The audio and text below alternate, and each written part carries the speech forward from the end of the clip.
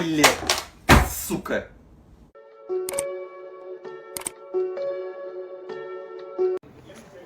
Okay, good morning. This is Mr. Ku on another issue on Mercedes C300.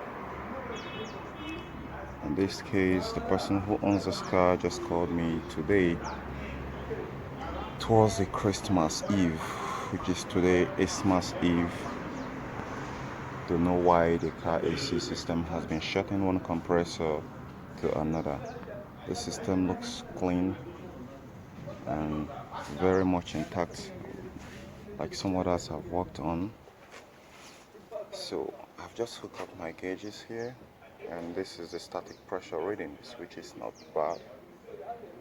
And if you look at it down there, the compressor has been replaced with a fixed type, so which means they've been undergoing a lot of problem trying to get this AC working. So he was saying that he actually needed a professional to look into this system and know exactly what could be the problem, why this system has been shutting compressor after another. So I'm just doing some visual inspections and see if there is anything odd that I'm gonna see different, but so far so good. I haven't seen any some sort of pressure difference pressure readings. I see the relays which they have right here. You know, when they bypass the main power that comes from the circuit, you have to put this in order to create a short cycling. And I did also see that they actually tapped the wire from the wiring harness that comes from the control module that's supposed to be feeding this system, and they pretty much, so if the power that is coming from the control module is still being used, so I need to know if the voltage that is going through that power, the power that is going through that coming from the control module is stable and not wobbling. So I think that's the base where I'm gonna be taking to actually know exactly what the problem could be. So the first thing I will do in this situation is to bring out my manifold gauge sets, which I have done. The second step is going to be to bring out my digital multimeter, set it to voltage range, and put the car on. Okay, put the car on, then take some readings and see what I'm gonna get. So in taking readings, to know what is going on, you guys already know that the power that is coming from the control module, it should be between 4 volts to 10.5. Anything above that might be over, which can actually be detrimental to the previous factory fitted compressor. So this time the positive prod has to be here, while the terminals, the negative terminal, has to go to the negative side of the battery side. So I'm going to be going inside the car and fire the car up and start my testing. And pretty much seeing that I've not started this car this morning, so I'm going to be allowing it to warm up first and stabilize before I can go ahead to start performing the test. And before that, this wiring which the electrician cut down here, just need to track exactly which of the wire comes through here first that fit this thermostat. So when I get it find out, then that will be also knowing if this thermostat is delivering enough power to the magnetic clutch. Then I also have to test the magnetic clutch and see if it is actually responding, since they say it's not getting it's not really picking. So these are procedures and steps which I'm going to do and know exactly what the problem could be. So right now I won't need to disconnect it. I will have to connect it exactly the way I made it here. so that I will know if their own system setup is fine. I know exactly what happens in this system that is not picking up. Okay, now before doing this, the first thing I want to do is to manually turn the compressor in as much as I turn it, because this is a clutch type that they installed here. It's turning freely, so that could be some sort of a hope that the compressor is still fine. As you can see, I've turned on my multimeter, so I've taken it to 12 volts. I'm going to be going over the other side to go and crank the car and see the reaction I'm going to be getting on my gauge right here. So if it peaks, and that's a dead giveaway that it's actually an electrical issue, and if it doesn't peak, then that could be a compressor related issue. But since there is enough refrigerant for the system to peak, I'm expecting it to peak. So guys, I'm gonna be keeping you guys posted, and here I'm expecting to get a long-lasting solution to this client, because he's living very far away from my garage. I have to drive to his home to do this home delivery service. Okay, let's go inside and fire the car up.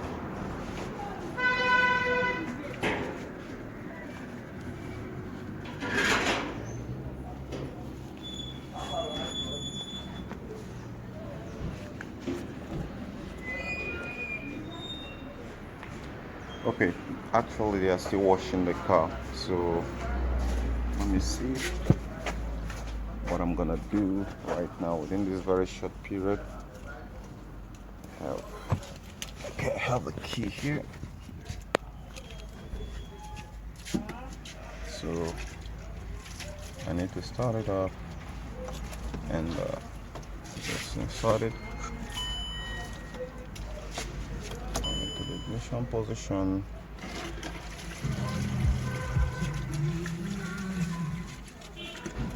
Okay, put the ignition on. This time I also might want to also scan the system and know exactly if it has any problem with the climate control module, because I know some of the technicians that are around here sometimes don't use the climate control. They don't scan it. So I'm gonna be starting it up. Good morning. Okay, she's awake. You can hear the sound. The engine is, she's alive. Okay, now I'll allow it to warm up for some minute, then I'm gonna start doing the testings, which I told you guys I'm gonna be doing, and find out exactly what could be the problem. This client says it has shot. They have replaced like 6 compressors, so I'm expecting to make a difference in this job, and every detail counts. So for this very moment, okay, the car is fully warm up, because I can hear the engine and the RPM drop. So the next thing I'm gonna be doing, okay, I just got the AC power on.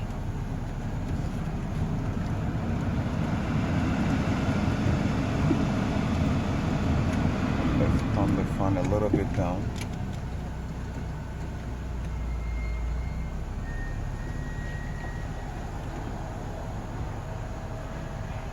Okay, just blowing warm. So let me still go get it through the inside there, see exactly what's going on.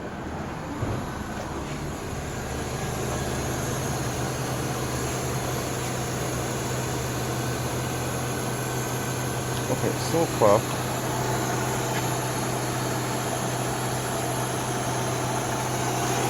I could hear a hissing sound. If you pay very good attention, you can hear a hissing sound, but in this case I got a lucky, so I have to find exactly what that hissing sound is and know where it's coming from. If it is from the AC system, maybe I have to shut off the AC system first. But the first block I got here, it does speak, so I'm gonna do some kind of charge up and quick test and this client and see what I'm going to get. And you can see right now the compressor didn't turn on, so I'll be going back to it, and I have to first of all check the voltage reference I'm getting here.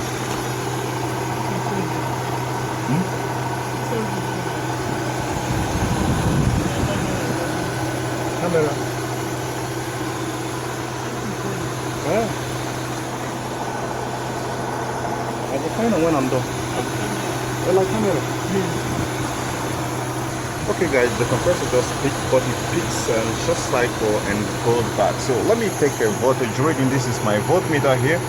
So let me do my basic testing and know exactly what the problem could be. And since he's requesting for it,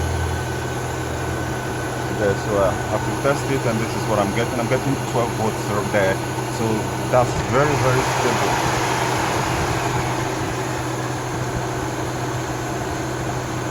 That's very stable compared to the system which I was working on yesterday.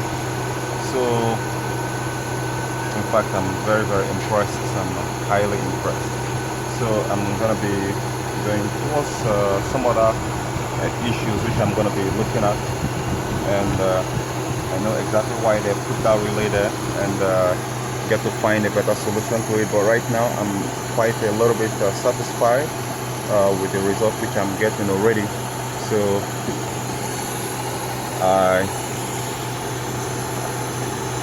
I will have to be directing him to come over to my garage and know what I'm going to do later, because right now I have some other job that is awaiting me.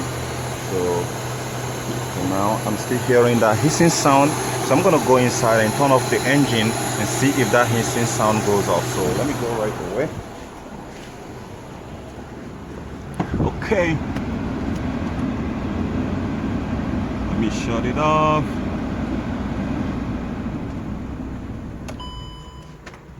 Oh, my bad, I just turned the whole engine off. So let me turn the AC off. Okay, now the AC is off. So let's go back and see what. Okay, you can still hear the hissing sound. So which means this hissing sound could be coming from somewhere. Could be a vacuum leak which was not addressed. So I'm gonna find that leak and know if it is related to AC system. If it is not related to AC system, okay, you can see where the noise is coming from. Maybe the hose is actually broken. Okay, this right here is the evap system that is making the noise. So maybe the hose is broken, and I can see they have removed it from the seat where it is. Okay, that's the hissing sound there. Okay, my own focus is on the AC system, so I'm gonna be trying to focus on that. Okay, at least I've got some sort of a very good nice reading which I'm expecting to get. So oh my goodness, this is a very good feeling for me, because I worked on C300 yesterday and it died on me, and at last when I checked the power, it just killed the solenoid control system instantly, and it never dawned on me that there could be a power surge inside the system that's creating the nightmare. So in this case, I'm not going to leave any block unturned until I find a lasting solution to this car. People have known me for finding a lasting solution to car problem, and I want to keep that legacy. I want to keep that reputation. You know, I think for me that's the game changer in this whole thing. So guys, right now we've identified some of our culprits. You can see the static pressure again. It quickly equalizes, which shows us that our expansion valve is doing the job that it's supposed to be doing. So I'm gonna be giving him a call and letting him to come over to my garage. Maybe for now I will need some sort of a team and can see what I'm going to do. Later you can come over, then I get him a real fix. So guys, we have already seen the diagnosis and procedures which I took in diagnosing this car. So when you have a problem, with your Mercedes or Toyota, whichever brand, especially when they complain about changing compressors to one another. You shouldn't base on the information you get from some other people. You have to correctly diagnose and get your own data, details, precise detail, precision in details, and attention to details is a key shot. Once you can be able to establish that, every other thing can be in place. You can actually get the system running correctly again. So I'll be keeping up with you guys later. This is where I'm going to be stopping it for right now on C300 Mercedes car AC problem. If you have any question, you can drop it on the link below my description of this video. If you like this video, share, subscribe, and I'll catch you guys later. Bye for now.